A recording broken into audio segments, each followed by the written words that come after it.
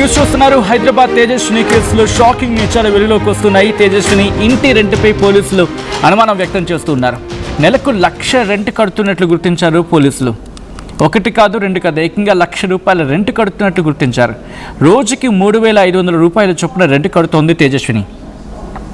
తనతో పాటు అమ్మవారి విగ్రహాన్ని తీసుకొని చెరువులో దూకినట్లు పోలీసులు గుర్తించారు. విగ్రహం కోసం చెరువులో పోలీసుల గాలింపు చర్యలు కొనసాగుతూ ఉన్నాయి. బెంగళూరుకు సంబంధించి బెంగళూరులో సాఫ్ట్వేర్ ఇంజనీర్గా పనిచేస్తుంది తేజస్విని. జాబ్ ఒత్తిడిని తట్టుకోలేక 6 నెలల క్రితం ఉద్యోగానికి రిజైన్ చేసినట్లుగా తెలుస్తుంది. ఆ తర్వాత విశాఖపట్నంలో ఉంటున్న తల్లిదండ్రులకు సమాచారం అందించి వాళ్ళ దగ్గరికి వెళ్ళింది తేజస్విని. 2 నెలల క్రితం తండ్రి ఈశ్వరరావు విశాఖపట్నంలోనే ఉంచి, అంటే ఆయన్ని అక్కడ విశాఖపట్నంలోనే ఉంచి తల్లి అరుణతో కలిసి హైదరాబాద్కు వచ్చింది తేజస్విని. పీర్జాదిగూడలోని శంకర్ నగర్ కాలనీలో ఫ్లాట్ అద్దెకు తీసుకొని తేజస్విని ఉంటూ ఉంది. ఇంకో చోట ఫ్లాట్ అద్దెకు తీసుకోవడానికి మియాపూర్లో గాలించారు తల్లి కూతురు ఇద్దరు కలిసి. అయితే మియాపూర్ నుంచి ఇంటికి వచ్చిన రాత్రి, మియాపూర్ నుంచి ఇంటికి వచ్చిన రాత్రి తేజస్విని బలవన్ మరణానికి పాల్పడ్డారు.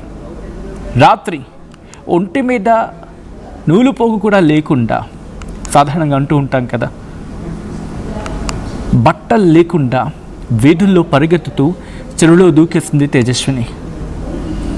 మిస్టరీగా మారింది తేజస్విని బలవన్ మరణం కేసు. తేజస్విని ఎందుకు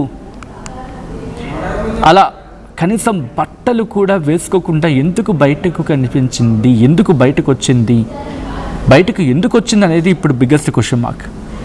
ఎవరైనా బెదిరించి బయటకు రమ్మన్నారా, లేకపోతే మానసిక పరిస్థితి సరిగ్గా లేక బయటకు వచ్చేస్తుందా?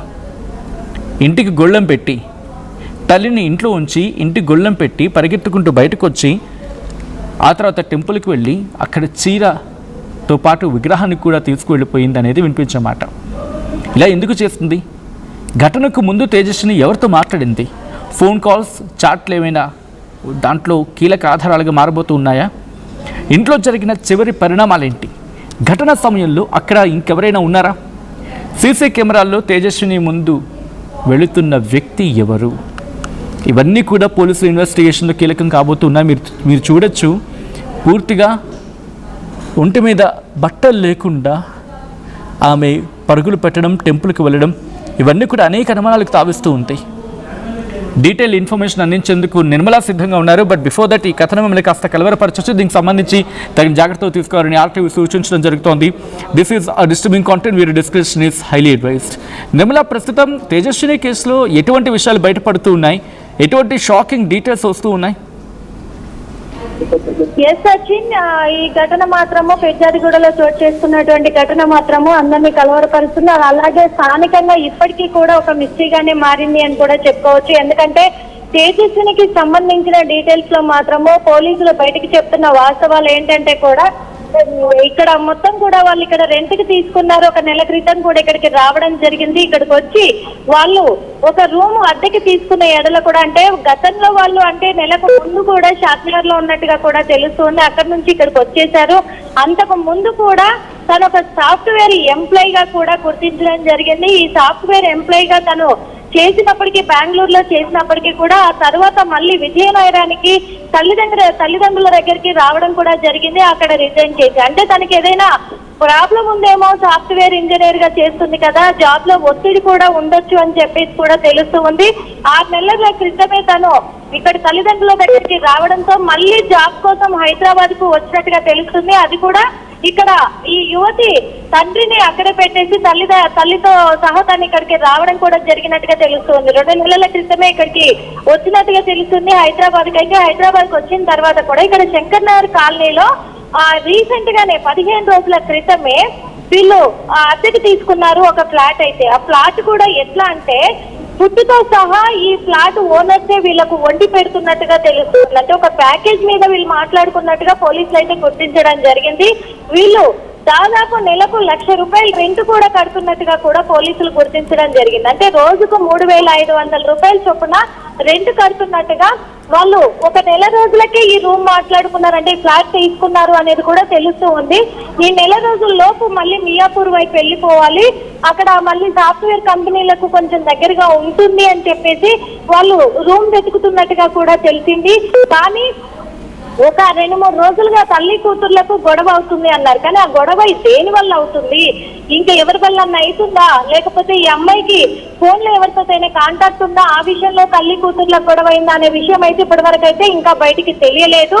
కాకపోతే ఇక్కడ అన్ని విషయాలు కూడా పరిగణలోకి తీసుకుంటే అమ్మాయి అర్ధరాత్రి 2 గంటల సమయంలో నగ్నంగా రోడ్ల మీద పరుగులు తీయడము, అలాగే గుళ్ళోకి ఇక్కడ అందరూ కూడా ఆశ్చర్యానికి గురవుతున్న విషయం ఏంటంటే గుళ్ళోకి పరిగెత్తి గుళ్ళో నుంచి చీర విగ్రహం ఎందుకు తీసుకుంది అనేది ఇప్పుడు ప్రశ్నార్థకంగా మారిపోయింది.